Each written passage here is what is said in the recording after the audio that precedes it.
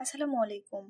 গণপ্রজাতন্ত্রী বাংলাদেশ সরকার বাংলাদেশ চা বোর্ডের প্রধান কার্যালয় থেকে একটি পূর্ণ নিয়োগ বিজ্ঞপ্তি প্রকাশ করা হয়েছে। এখানে কিন্তু মোট পদসংখ্যা রয়েছে ৪৮টি এবং বিভিন্ন পদে এখানে লোক নিয়োগ করা হবে।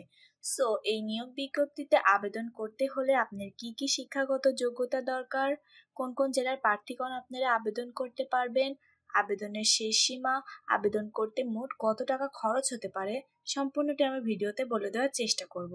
তবে ভিডিওটি শুরুর আগে আপনার কাছে আমার একটি অনুরোধ, আপনি যদি আমার চ্যানেলে নতুন হয়ে থাকেন প্লিজ আমার চ্যানেলটাকে সাবস্ক্রাইব করে দেবেন এবং পাশে থাকা বেল আইকনটি ক্লিক করে দেবেন, যাতে করে পরবর্তীতে কোনো ভিডিও আপলোড দেওয়ার সাথে সাথে আপনি তার নোটিফিকেশন পেয়ে যান।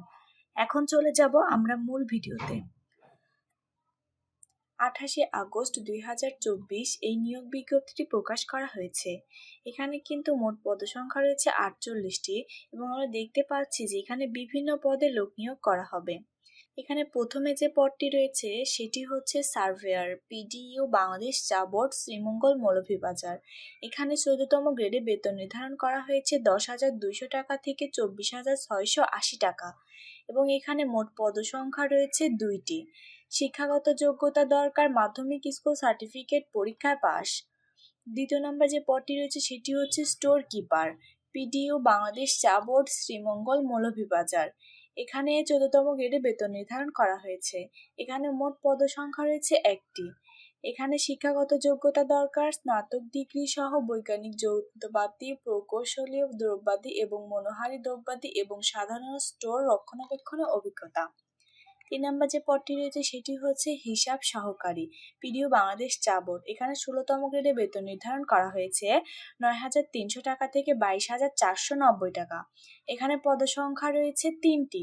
শিক্ষাগত যোগ্যতা দরকার স্নাতক ডিগ্রি বা দ্বিতীয় বিভাগে উচ্চ মাধ্যমিক সার্টিফিকেট পরীক্ষায় পাস। 4 নম্বর যে পদটি রয়েছে সেটি হচ্ছে অফিস সহকারী কাম কম্পিউটার অপারেটর। এখানেও 16তম গ্রেডে বেতন নির্ধারণ করা হয়েছে। এখানে মোট পদসংখ্যা রয়েছে 22টি।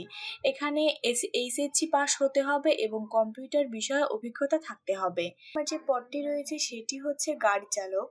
এখানে মোট পদসংখ্যা রয়েছে 4টি।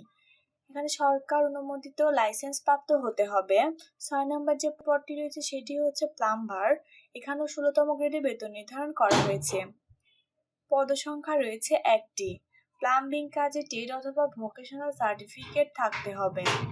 7 নম্বর যে পদটি রয়েছে সেটি হচ্ছে অফিস সহায়ক। এখানে মোট পদসংখ্যা রয়েছে 11টি এবং 20তম গ্রেডে বেতন নির্ধারণ করা হয়েছে 8,250 টাকা থেকে 20,010 টাকা। এখানে 8ম শ্রেণী পাস হতে হবে এবং সেই সাথে সুস্বাস্থ্যের অধিকারী হতে হবে। 8 নম্বর যে পদটি রয়েছে সেটি হচ্ছে নিরাপত্তা প্রহরী। এখানে 20তম গ্রেডে বেতন নির্ধারণ করা হয়েছে, পদসংখ্যা রয়েছে 2টি।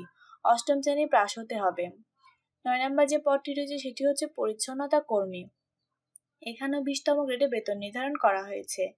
পদসংখ্যা রয়েছে 2টি। 8ম শ্রেণী পাস সেটি রয়েছে সেটি হচ্ছে আবেদনের শেষ সীমা।